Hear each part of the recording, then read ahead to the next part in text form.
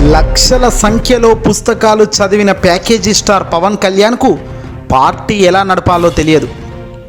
Yes, అసలు party పెట్టిందే మరో పార్టీ కోసం కదా. అందుకే 10 ఏళ్ళు పార్టీకి గ్రామ సీమలో కార్యకర్తలే కనిపించడం లేదు. బూత్ లెవెల్ నుంచి పార్టీని ఎలా బలోపేతం చేసుకోవాలో ఆయనకు అస్సలు తెలియదు. ఇటీవల ఆయన మాట్లాడిన మాటలు, స్పీచ్లే ఇందుకు ఎగ్జాంపుల్గా తీసుకోవచ్చు. నేనేమున్నా రాష్ట్రం మొత్తం నాదే అనుకుంటాను, నాకు అసలు ఒక నియోజకవర్గమే తెలియదు అంటున్నాడు. ఎంత అమాయకత్వ ఆలోచన చూడండి. ఒక పార్టీని స్థాపించిన తర్వాత పర్ఫెక్ట్ కంచుకోట లాంటి ఒక నియోజకవర్గాన్ని ఎంచుకొని దాన్ని తీర్చిదిద్దుకొని తన వైపుకు తిప్పుకోవడంలోనే ఉంటుంది మొదటి టాస్క్. కానీ ఎప్పుడు తను అది ఆలోచించలేదు. పక్క పార్టీల కోసం కొమ్ము కాసే పార్టీగా జనసేన ఉందే తప్ప తను సొంతంగా ఎలా ఎదగాలి అనే దానిపై ఏ ఒక్కరోజు ఆలోచన పెట్టలేదని ఆయన మాటలు చెబుతున్నాయి.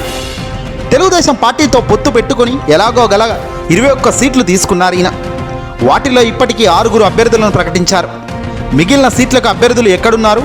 వాటిని సరైన నేతలకు ఇస్తారా, లేక బహిరంగ వేలానికి ఏమైనా పెడతారా? అసలు పవన్ ఆలోచన ఏంటి? ఇంత దారుణంగా పవన్ స్థితికి ఎందుకు కారణం?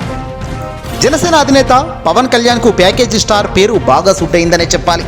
ఆయన ఒప్పుకున్నా ఒప్పుకోకపోయినా ప్రజల అభిప్రాయం కూడా ఇదే. ఇది మరింత బలపడింది ఈ సంవత్సరంలోనే. పార్టీ స్థాపించి 10 ఏళ్ళైనా సంస్థాగత నిర్మాణం అంటే ఏంటో ఆయనకు తెలియడం లేదు. కానీ సినిమాల్లో మాదిరిగా స్టేజ్ మీద ఊగిపోతూ రెచ్చిపోయే ప్రసంగాలు చేసి సభలకు ఆహ్లాదకరంగా ఒక ఎంటర్టైన్మెంట్ని పంచడంలో మాత్రం సక్సెస్ అవుతున్నారు.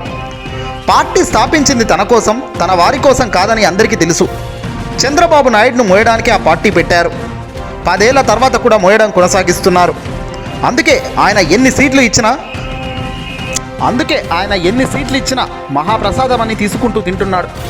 మొత్తానికి 21 సీట్లు పవన్కు విసిరేశారు చంద్రబాబు. మరి సీటుల్లోన అభ్యర్థులైనా ఇప్పటిదాకా ఎంపిక చేశారా అంటే అది లేదు. కేవలం 6 ప్రకటించి మిగతా వాళ్ళనంతా కూడా ఇంకా సెలెక్ట్ చేయలేదు. బహుశా ఇంటర్వ్యూలో మాదిరిగా సెలెక్ట్ చేస్తున్నాడేమో మరి పవనాలు.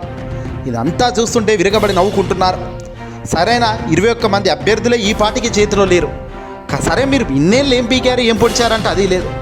5 ఏళ్ల నుంచి పోరాటం చేస్తున్న వాళ్ళు ఎన్నికలకు సంసిద్ధం కారా చెప్పండి? ఎన్నికలు వస్తున్నాయి అనడంతోనే ముందుగా ప్లాన్, ప్రిపరేషన్, యాక్షన్ అన్నిటితో సిద్ధంగా ఉండాలి. కానీ అదేమీ లేదు. అవకాశం ఎటుంటే అటు అమ్ముకోవడానికి సిద్ధంగా పవన్ ఉన్నారు. బహుశా మంచి బేరం దాకితే ఈ ఉన్న 21 కూడా అమ్మకానికి పెడతారేమో మరి చెప్పలేము. ఇక పవన్ కళ్యాణ్ ఏ సభలు నిర్వహించినా ఆయనతో పాటు వేదిక మీద కూర్చోవడానికి కేవలం నాదెండ్ల మనోహర్ తప్ప మరో నాయకుడు కనిపించరు. ఆయన వద్ద పట్టుమని 10 మంది అభ్యర్థులు కూడా సిద్ధంగా లేరనే టాక్ బలపడుతుంది. ఎందుకంటే తొలి జాబితా అనే పేరుతో 5 పేర్లను, ఆ తర్వాత మరొకరి పేరును మాత్రమే పవన్ కళ్యాణ్ ప్రకటించారు. మిగిలిన స్థానాలకు ఎప్పుడు ప్రకటిస్తారో తెలియదు. ఈలోగా ఏ పార్టీ నుంచి ఎవరు వచ్చి తమ పార్టీలో చేరుతారా అని ఎదురు చూస్తూ గడుపుతున్నారు. ప్రకటించిన 6 సీట్లలో కూడా కొనతల రామకృష్ణ కొన్ని వారాల క్రిందటే పార్టీలో చేరిన వ్యక్తి. తాజాగా భీమవరంలో మాజీ ఎమ్మెల్యే వలపర్త రామాంజనేయులు జనసేన తీర్థం పుచ్చుకున్న వ్యక్తి. జనసేనకు 2 ఎంపీ సీట్లు దక్కగా మచిలీపట్నం సీటుకు కొత్తగా పార్టీలో చేరిన వల్లభనేని బాలశౌరికి ఇస్తున్నారు. ఒకటి అరా తప్ప జనసేనకు దక్కిన సీట్లన్నీ జస్ట్ ఇప్పుడే పార్టీలో చేరుతున్న వారికే దక్కుతున్నాయి. సీట్లు కన్ఫర్మేషన్ తర్వాతనే ఉన్న పార్టీని వదిలి జనసేనలో చేరుతున్నారనే వాదన కూడా బలపడుతుంది. జనసేన పార్టీకి అసలు సొంతంగా ఎమ్మెల్యేగా పోటీ చేయగల నాయకుల కొరత బాగా ఉంది. అందుకే సీట్ల సంఖ్య తేల్చుకున్న తర్వాత పవన్ కళ్యాణ్ వాటిని అమ్ముకానికి పెడుతున్నారనే టాక్ వినబడుతుంది.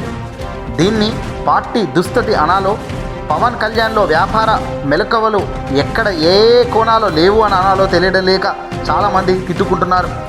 మొత్తానికి ఆయన అలవాటు మాత్రం సీట్ల బేరం పెట్టుకోవడమే, గిరాకీ వస్తే మంచిగా అమ్ముకోవడమే లక్ష్యంగా పెట్టుకున్న పవన్ వాటిల్లో క్లియర్ కట్గా అడుగులు వేస్తున్నారు.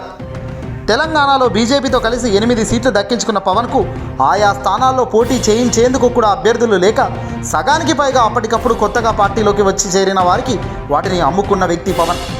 ఇప్పుడు ఆంధ్రప్రదేశ్లోనూ ఆయనకు అదే దక్కింది. ఇప్పుడు కేవలం చంద్రబాబు ఇచ్చిన ముష్టి 21 సీట్లు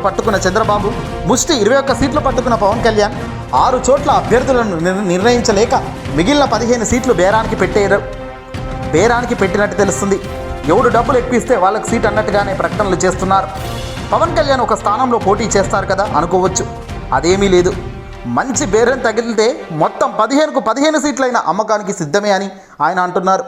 ఓవైపున ప్రజల్లోకి వెళ్ళిన జగన్ ప్రజల మనసు గెలుచుకొని మళ్ళీ అధికారంలోకి వచ్చేందుకు సిద్ధమా అంటుంటే లేదు నాకు కేవలం ఉన్న 21 సీట్లను అమ్మకానికి నేను సిద్ధం అంటున్నాడు పవన్. ఈ స్థాయిలో ఉంది రాజకీయం ఏపీలో. ఎంపీగా నెగ్గితే సెంటర్లో మార్చి ఇక కాకినాడలో తానే ఎంపీగా పోటీ చేస్తారనే ప్రచారం జరుగుతుంది. ఎటు ఏపీలో ఈ కూటమి గెలిచేది లేదు, పోయేది లేదు. ఎంపీగా నెగ్గితే సెంట్రల్లో మంత్రి కావచ్చని ఆయన ఆశపడుతున్నారు. అందువల్ల మంచి బేరం దొరికితే తన కోసం ఒక్కటి కూడా ఉంచుకోకుండా మొత్తం 15 ఎమ్మెల్యే సీట్లను అమ్మిపాడే దొబ్బేందుకు సిద్ధంగా పవన్ ఉన్నాడట. ఇతర పార్టీల నుంచి వచ్చి వారికి డబ్బు సంచులతో వచ్చేవారికి రెడ్ కార్పెట్ వేస్తున్నారనేది ఇప్పుడు నిర్మోహమాటంగా చెప్పే సత్యం. ఇది పవన్ కళ్యాణ్ సాధించిన 10 ఏళ్ల ఘనత. పార్టీ పెట్టి 10 ఏళ్ల తర్వాత కూడా ఈ స్థాయిలో ఈ మనిషి నిలబడ్డాడు, ఈ మనిషి ఈ అడుగులు వేస్తున్నాడు అంటేనే అర్థమవుతుంది ఏ స్థాయిలో అతని రాజకీయం ఏదడు పనిచేస్తుంది అనేది. ఈ వీడియో నచ్చితే లైక్ కొట్టి షేర్ చేయండి.